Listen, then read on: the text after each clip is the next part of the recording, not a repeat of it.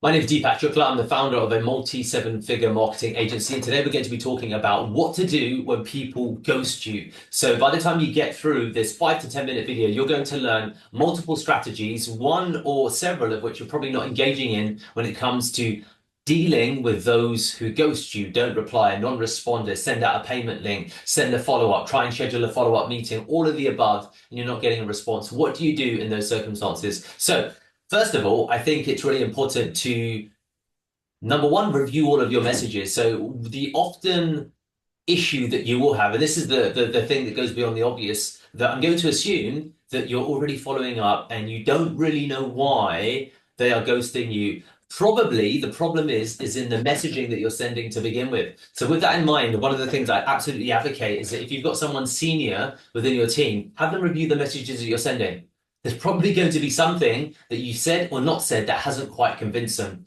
If people don't want to follow up, it can sometimes be because they're busy, but it definitely does mean that they're not excited about what you have to say.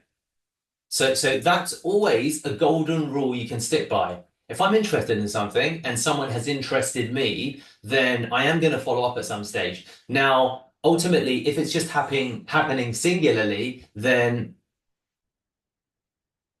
so probably it's just because your messages are unconvincing. That's most often the reason that you're not getting a reply. Now, there's other tactics you can employ, and we'll go on to address that right now. Number one, there's probably a problem with your messaging. And the reality is you probably don't know what the problem is. So have someone who's more senior than you, or have someone who's just around you review the messages you're sending. We had an example that came up today, this morning, when one of our sales team was sending out messages to prospects that we get from a third-party supplier. Now, these prospects come in, but they're not coming into the Pearl Lemon website. But one of the guys on our sales team is sending the messages as if they came in directly to our website. And he's sending that message to every single prospect. And that means that 100% of the time it's creating confusion in the mind of the prospect.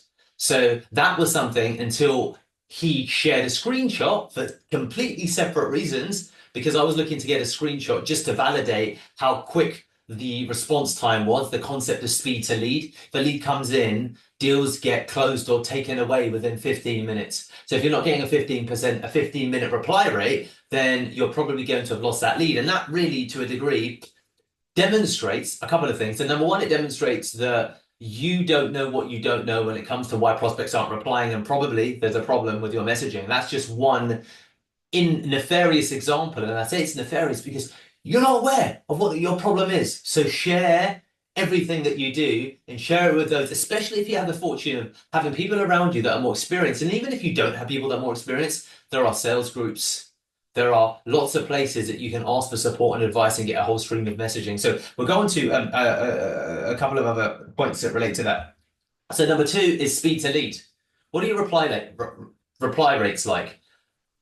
Sales teams that perform better often perform better because they have a better process, and the better process is that they reply quicker. They send follow-ups quicker. When I was selling, when I was on the front line at Pearl Lemon, one of the biggest things that got me deals was how quickly I would make things happen. So one of the things that often happens within our team that I'm trying to change, people wait till the end of the day or until the morning after, and sometimes it bleeds into the whole day after to send proposals. I would send proposals within 30 minutes of getting off a sales call. I would find a way to make it happen. And that was really, as I understood, a problem of processes. So examining your processes to improve your speed to lead and speed to reply rate will increase your volume of replies. Because often the problem could be is that just someone got in before you. And it's tiring vetting different people when you have a problem that you want to be solved.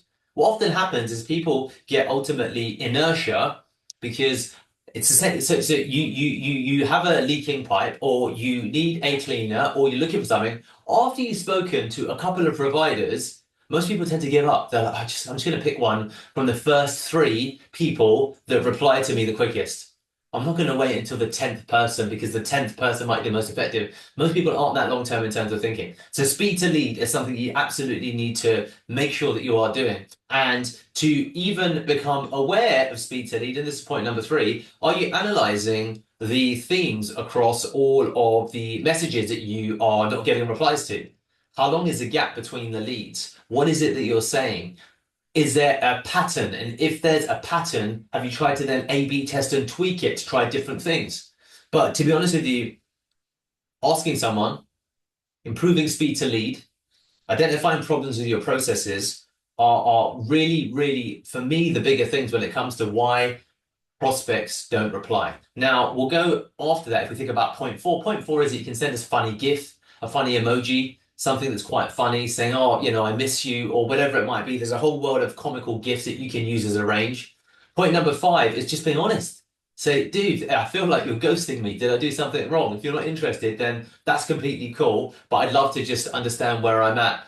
This feels like a horrible breakup where you just left and I've got no idea why. So you can say that. Say that to people because you're selling to humans.